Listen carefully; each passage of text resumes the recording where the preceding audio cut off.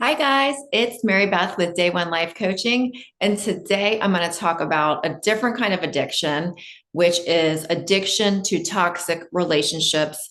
Otherwise, I call them trauma bonds. So, trauma bonds, what are they? They are the opposite of a healthy relationship. A lot of us end up in these simply because of subconscious programming from childhood, to be honest with you. A trauma bond is going to be really familiar because we notice these characteristics in our partner that resemble things from childhood. For instance, usually it's the parents. Like, let's say you had an emotionally distant parent, either your mother or your father, doesn't matter really which one it was. You might end up energetically attracting a person who has a very similar emotionally distant personality.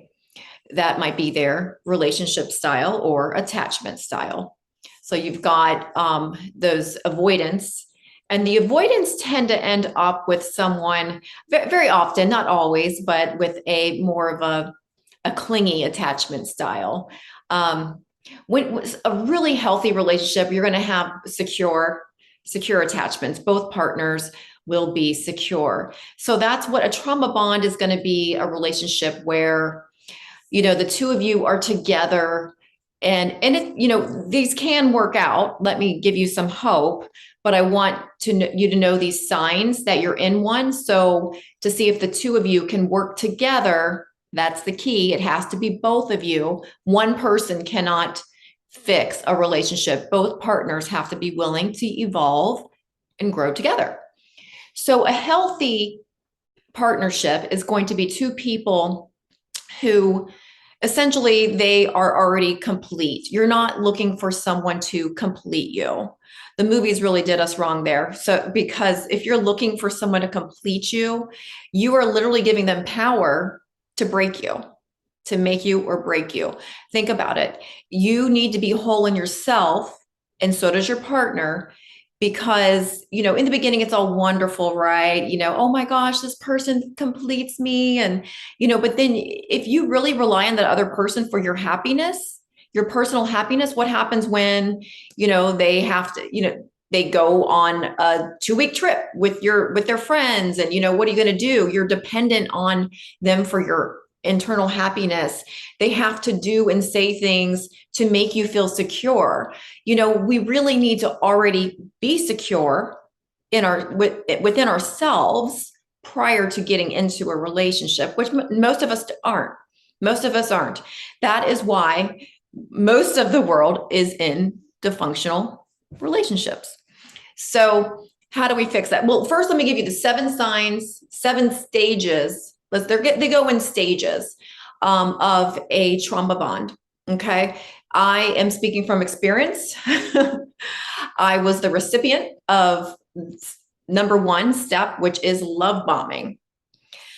Love bombing is the first stage. What this is, probably many of you have experienced this. It's when your partner, when you first meet them and they are immediately, you probably have strong chemistry, because we usually do have a strong chemistry energetically with someone who has our childhood wound match. So like their bite matches your wound, or their wound matches your bite. It works both ways.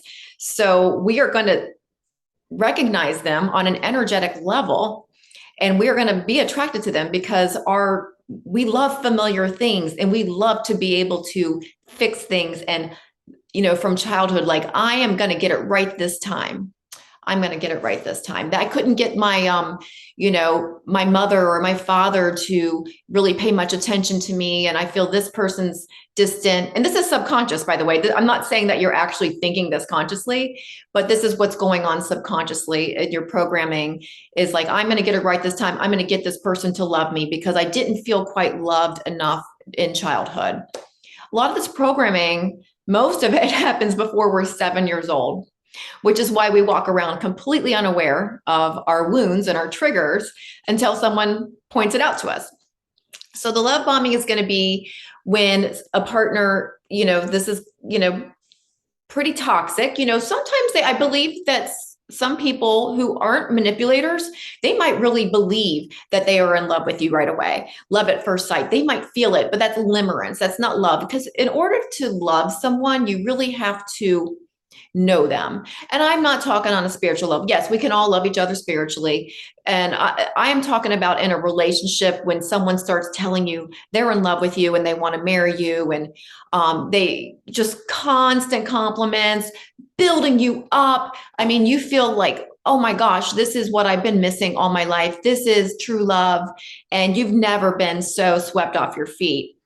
And that is love bombing. So if that lasted the whole relationship and this person was really that enamored with you, I mean, that's great. Wonderful, right? I've never met that couple. I've never met that couple where the love bombing continues. That's very much a beginning infatuation, limerence situation. So number two, the second stage after the love bombing is you guys are probably going to be moving fast, because usually if you're with a manipulator in a trauma bond, they're going to try to move you in really quickly. You are going to meet each other's family and friends right away. They're going to get you hooked. They're going to groom you to just think, oh, it's you and me against the world, baby. Right? So that is a lot of the grooming and the trust. And you're going to develop all this trust and dependency on them. It doesn't have to be financial. A lot of it just can be emotional dependency. Like I said earlier, like, oh, I need you to fulfill me, to make me happy because I wasn't complete in myself. I'm going to rely on you to make me feel complete and happy. And if you don't, what happens when they don't call you on, when they said they were going to call you, or when they don't show up, or just anything that happens when, you're relying on them, you're going to feel a lot of anxiety, definitely a lot of anxiety, even depression. In general, you're going to freak out when they stop doing what they said they were going to do, which usually only, with a manipulator, it's going to be off and on. You're not going to get a lot of consistency because they like to keep you on your toes. So then comes the big shift to criticism. So all of that love bombing where you were built up and you were just their princess or their king. You're the king, whoever, because it happens both ways, guys. I am not only talking about men being the perpetrator here. Women can be extremely manipulative. So don't get me wrong on that. It goes both ways. And I would say 50-50 these days, where women can be extremely manipulative as well. So you have to, protect yourself from this. And that's why I'm doing this video. Got to be discerning and just keep an eye out. So once that love bombing is over, once that trust and dependency has developed, that's when the shift happens with the criticism, like I said. So that's when you're going to start to, just get torn down. Like, you're no longer on that pedestal. Bottom line, you were up here and then they just threw you right off, like it kick you off, and it really hurts your soul. It hurts your spirit because like, what happened? You were in love with me and I like you there by this time, there's a solid chance you've moved in with this person. You're so wrapped up in each other in some way where it's really hard to get out. You could be already married or pregnant by the time they start showing their true colors. The reason for this is because love bombers and manipulators like to move very fast. While you're still like a little bit swept off your feet and you can't really see clearly. Because when we're in that infatuation, limerence phase, we've got some clouded judgment going on, okay? There's a lot of chemical reactions going on in our brain, so we're not exactly thinking clearly. The next thing after the criticism, so you're already thrown off balance because of all this, you're like, what's going on? I thought I was in love and now I'm being criticized constantly. Like I can't do anything right. And there's picking on you and nagging and things like that. Everything you do is wrong. You just feel like you just can't, you fell off your pedestal. So then we have, that's when the gaslighting comes in. That's when you have manipulation tactics like guilt and, a lot of times there's a lot of conflict because let's say you want to do something with your friends, whether you're male or female, and the other person is feeling insecure about that. So they're going to start doing manipulation tactics like guilt, and shame, things that, that make you feel like, a lot of times we just end up, if we're empaths and we just get empathetic of that, even though we know we're not going to do anything wrong, just going out with our friends, it's no big deal, right? That's a natural, healthy, normal thing to do in a relationship. But when we're with a manipulator, they're going to try to convince us that we're doing something wrong when we're actually not.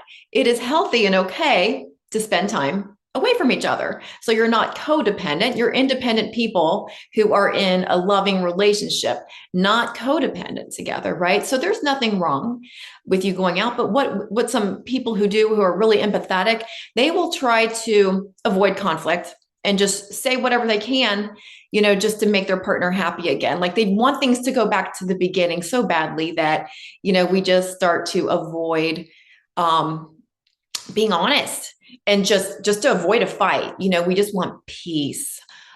People pleasers are often peacemakers. We just want everyone to get along. We don't want the drama. So we end up letting go of a lot of control. So that's actually the next stage, is giving up control and just kind of resigning and getting really submissive in a relationship to where we are no longer able to even fight back, just because we just give up, because it gets really exhausting. It gets exhausting trying to argue, trying to stand up for yourself. You just get to a point where you stop doing all that and you just resign to it. And like, this is your new normal. And honestly, after a while, it does become your new normal. And that leads to the next stage, which is losing yourself, losing your identity. You will literally feel like a shell of yourself. Like you remember, man, I used to be so confident and positive, and, like everything you do, you're being told, you're doing it wrong. All this criticism all the time really starts to mess with your head. The gaslighting is designed to mess with your head. Okay. It is intentional. And that is something you need to know, that when a manipulator is telling you things that aren't true, they're trying to throw you off balance. They want you to believe that you are crazy. And that is what gaslighting is. They could lie straight to your face, and that they know they're lying, and they will still lie straight to your face. There's no shame in that for them. The last thing is addiction to the cycle. So like, as an addiction recovery coach and a relationship coach, that's why I wanted to do this video, because you guys, I see this constantly, not only with my clients, but with my friends, and family. And I just see it everywhere, where people are in these trauma bond relationships. And a lot of times they don't even realize it. It literally has been, their new normal. So when somebody tries to leave, here's where the addiction comes in. When someone tries to leave a toxic trauma bond type relationship, there's all kinds of terms you can call it. But when someone tries to leave, the manipulative person will do something called hoovering. And what hoovering is just a way of drawing you back in. They will just make you all kinds of promises. Let's say you've already left. They're going to, call you on a special day. Oh, tell you they've been dreaming about you. Just really promising you the moon, just really over the top behavior of more love bombing really coming in, but sometimes in a much more subtle way. But it's a manipulation tactic. Another, they're just trying to lure you back in to get you back to trust them again, and a lot of times we just want it to work so bad. We remember that beginning, which is called the fading effect bias, FAB. What that is when we forget the negative and we just focus on the positive. We start reminiscing about all of those things we missed, because you guys, let's be honest, this was great in the beginning. It was fantastic.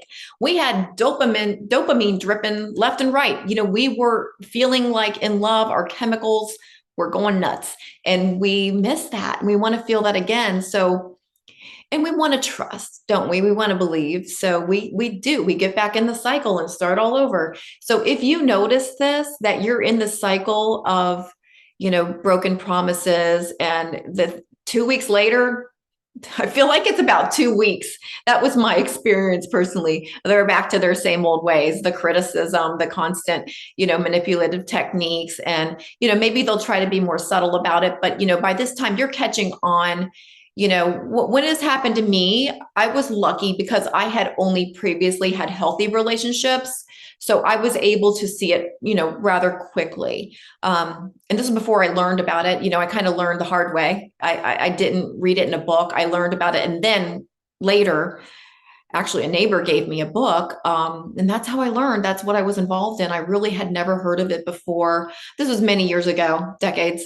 So, I hope that helped you guys. And if you have any questions, feel free to comment below. If any of this sounds familiar, it really helps other people if you comment, and then they can see that you're also going through this too, or you might have experienced it in the past and got over it. What are ways that helped you? What are things that you did that got you out of this type of entanglement? Because that's what it really is. We get entangled with other people and find it really hard to, detach energetically, even. It's really difficult because every relationship is an energy exchange. It really is. So it's not just so cut and dry where we can just turn off a light switch and say goodbye, even when we know it's not healthy.